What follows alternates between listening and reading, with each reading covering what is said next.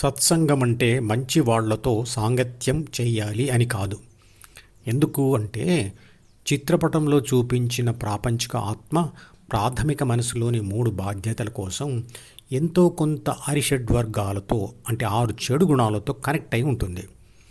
అందువల్ల A+B కలిసి ద్వితీయ మనసులోని అహం అనే భావనను పొంది ABCగా మారుతుంది. తర్వాత అది డి అంటే జ్ఞాపకాల పుస్తకంలోని ప్రాపంచిక సమాచారాన్ని మరియు కోరికలను చదివి వాటిని మంచి మరియు చెడు అని కోణంలో విశ్లేషణ చేసి చెడును అణచి మంచిని సెలెక్ట్ చేసుకుంటుంది. అంటే చెడు కూడా జ్ఞాపకాల పుస్తకంలో అలాగే ఉంచబడుతుంది, కానీ ఆ చెడును ప్రాపంచిక ఆత్మ అణచి ఉంచుతుంది. కాబట్టి ఆ మనిషి మంచివాడే కానీ గుణాతీతుడు కాదు అంటుంది భగవద్గీత. ఏ మనిషి అయితే చెడు కూడా ఉన్న జ్ఞాపకాల పుస్తకమును విడిచిపెడతాడో అతను గుణాతీతుడు అవుతాడు. ఎవరైతే గుణాతీతుడు అవుతాడో అతడిలోని ఆత్మ పరిమాణంలో కాక లక్షణాలతో పోల్చి చూసుకొని శాశ్వత తత్వం కలిగి ఉన్న పరమాత్మ లేదా విశ్వశక్తి తానే అని గ్రహిస్తుంది. విశ్వశక్తి శాశ్వతం, అదే సత్యం. సత్సంగం అంటే సత్యంతో సాంగత్యం.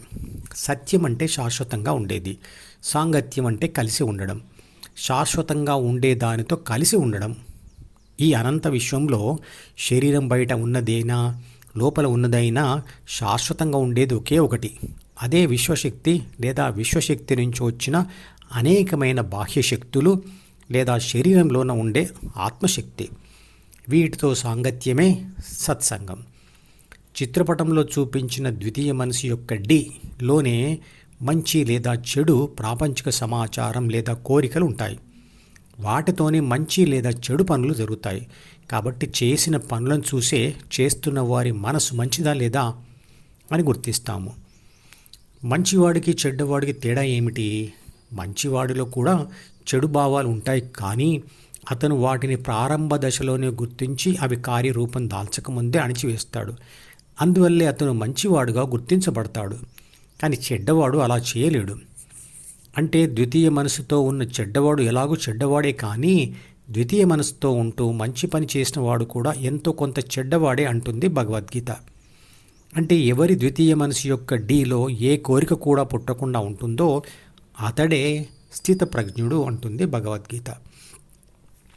డిలో సమాచారం చేరకుండా మరియు కోరికలు పుట్టకుండా ఉండడం ఎలా సాధ్యం? అది ఎలా సాధ్యమంటే చిత్రపటంలో చూపించిన ABC డిని వదిలి జి ద్వారా హెచ్తో సాంగత్యం చేయాలి. ప్రాపంచిక ఆత్మ వదిలిపెట్టబడిన డి శక్తిని కోల్పోయి అందులోని ప్రాపంచిక సమాచారం మరియు కోరికలు నశిస్తాయి. ABC హెచ్ అంటే హృదయంలో స్థిరపడడం ద్వారానే విశ్వశక్తి లేదా దేవుడు దర్శనమిస్తాడు అని భగవద్గీతే కాకుండా హనుమంతుడు కూడా చెప్తాడు. విశ్వశక్తి దర్శనమిస్తుంది అంటే అర్థం మనిషిలోని ఆత్మ ఆ సమయంలో తానే విశ్వశక్తి అని గ్రహిస్తుంది. ప్రాపంచిక ఆత్మ డీని విడిచి హృదయంతో సాంగత్యం చేయడం అంటే ధ్యానం చేయడం. మనిషి ధ్యాన ఫలితం పొందడంతో అంటే యోగి కావడంతో ధ్యానం పూర్తి అవుతుంది. కాబట్టి యోగి అయిన బయట వ్యక్తితో సాంగత్యం కూడా సత్సంగమే. యోగి దొరకనప్పుడు యోగ విద్యతో సత్సంగం చేయాలి. యోగ విద్య భగవద్గీతలో దొరుకుతుంది. కాబట్టి భగవద్గీతయే ఈ రోజుల్లోని అతి తేలికగా దొరికే సత్సంగం. భగవద్గీతలు చెప్పిన మంచి లక్షణాలను తెలుసుకొని వాటిని ఆచరించాలి. కోరికలు, మాటలు, పనులు తగ్గించుకోవాలి. అంటే తపస్సు చేయాలి. మనకు ఉన్న దానిలో వీలైనంతగా ఇతరులకు దానం చేయాలి. దానము మరియు తపస్సు రెండింటిని కలిపి వైరాగ్యం అంటాం. తర్వాత నామజపంతో కూడిన శ్వాస మీద ధ్యాస ధ్యానం లేదా నామజపంతో కూడిన రూపస్మరణ ధ్యానం లేదా సహస్రార స్పర్శ మీద ధ్యాసతో ధ్యానం చేయాలి.